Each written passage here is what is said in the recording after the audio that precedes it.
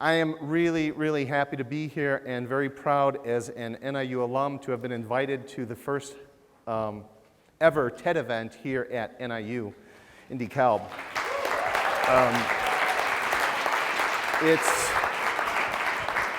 It's so much more meaningful for me because 37 years ago, I was sitting where you're sitting.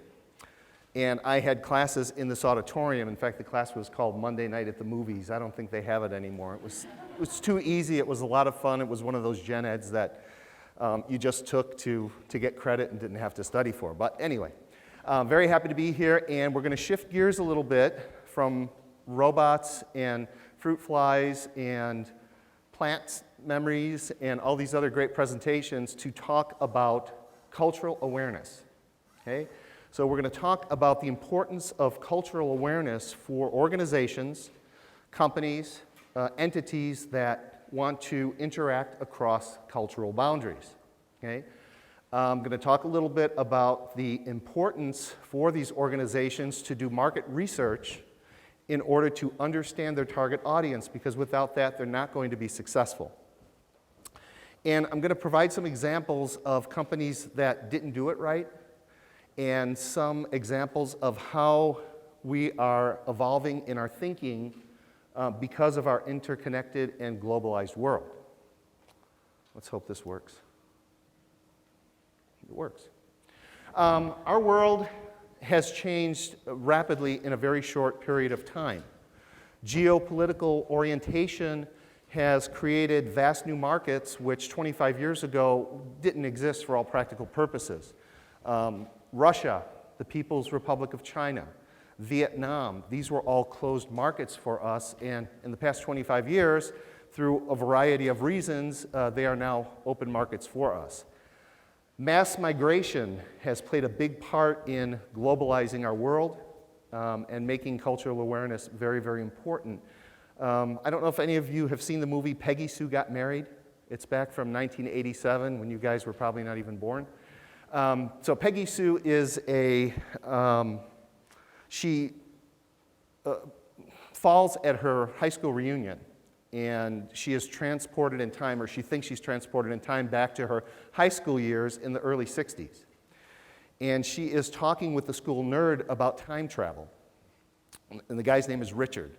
And Richard is explaining his theory of time travel, which is Richard's burrito, that, time folds over one another. But the funny thing is, he feels that he has to explain what a burrito is, so he starts telling Peggy, he says, well, a burrito was this, and she says, I know what a burrito is. But in the early 60s, who knew what a burrito was? Who doesn't know what a burrito is today? Sophisticated communications, obviously the internet, have facilitated instantaneous communications around the world, and this has added to the importance of cultural awareness.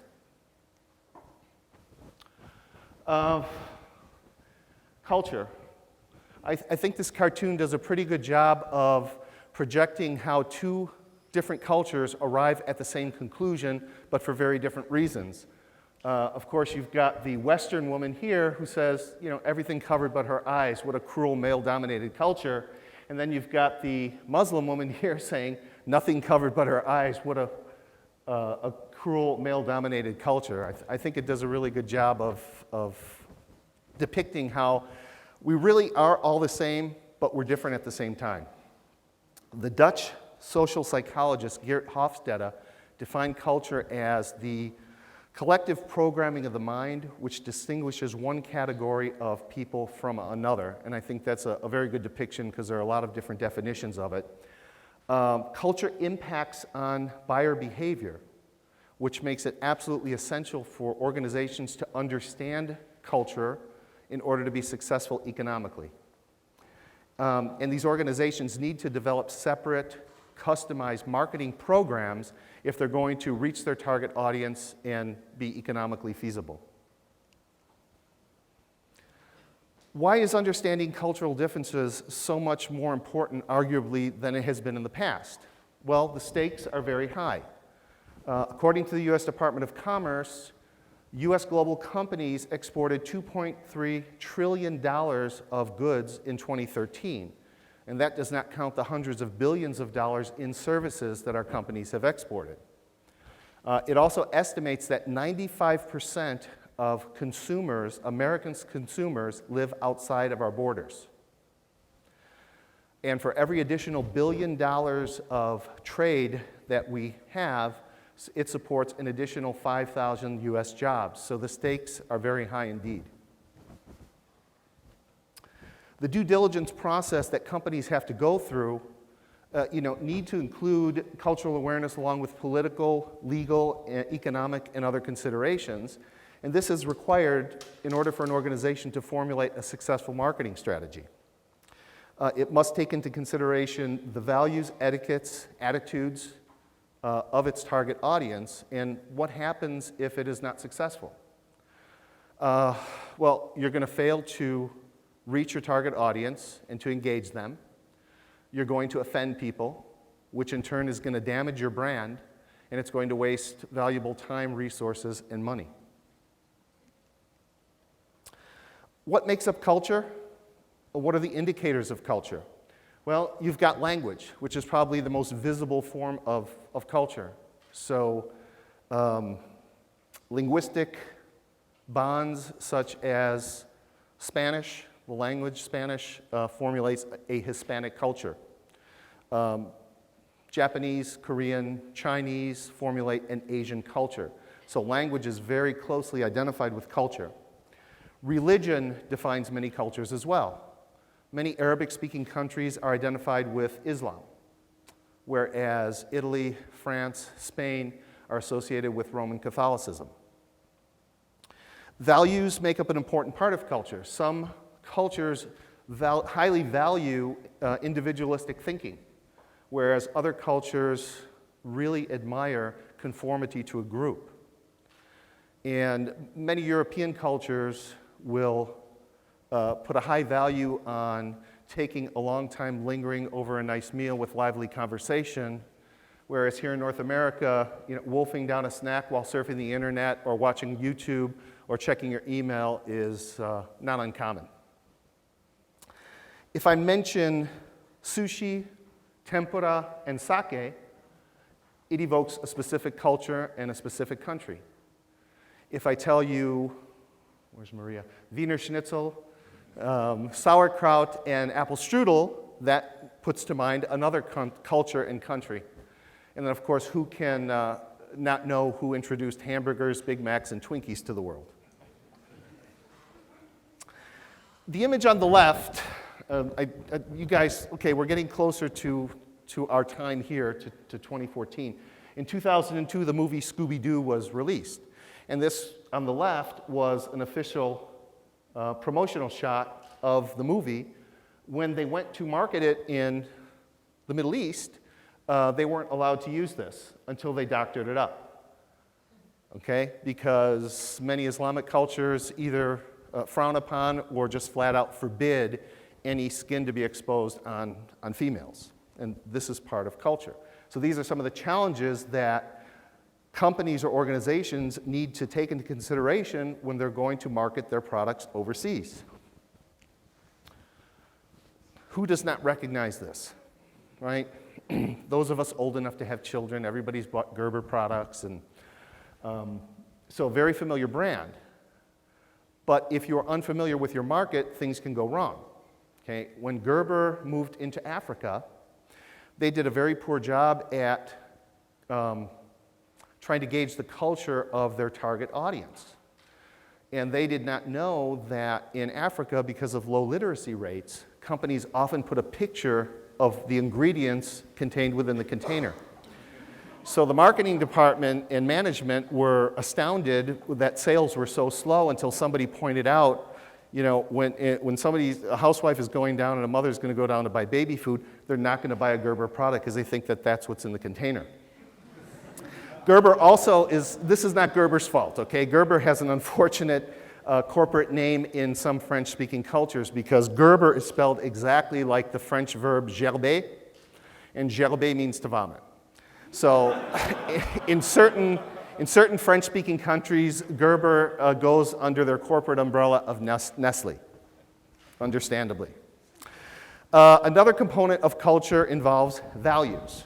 And what do certain cultures value? Well, in China, they do not tolerate advertising that is not truthful. In Germany, it's against the law to slam your competition or to even imply that your competition's product is inferior. So when Toyota embarked upon an ad campaign in China, they thought they were being very clever, and they translated an ancient Chinese proverb, but they did not do it well. They didn't use Interpro translation solutions. It came out as, on every road there is a Toyota. And the Chinese government said, you can't use this.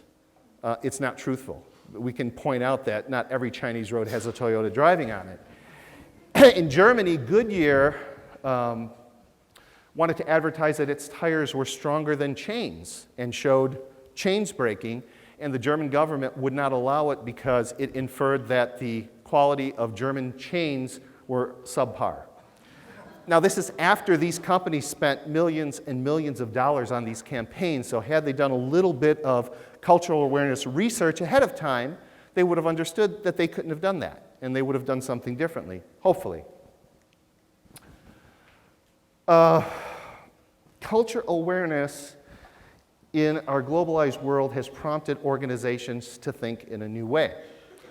An example is breast cancer and the American Cancer Association, which runs a lot of ads promoting that or advocating that mammograms will help fight breast cancer. So they've got a lot of different ads, and you've seen them all, and you've seen the pink ribbons, and they do a good job at it. And they came up with a really neat concept one time in one of their ads.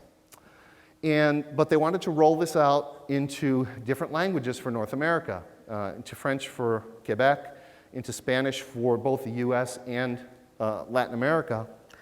And they had a hard time doing this. Those of you who speak foreign languages will understand this, and I'll try to explain for those who don't. But breast cancer itself is very easy to translate. In French, it's cancer du sein. In Italian, it's cancro del seno. It's very simple, except that when you go to a concept like this. So in English, it's very easy to just block out the R and the S to spell beat cancer. This doesn't work for other languages, okay? And so they have to think of a different way to project the same idea because they can't use this. You can't use this in French, you can't use this in Japanese, you can't use this in Italian.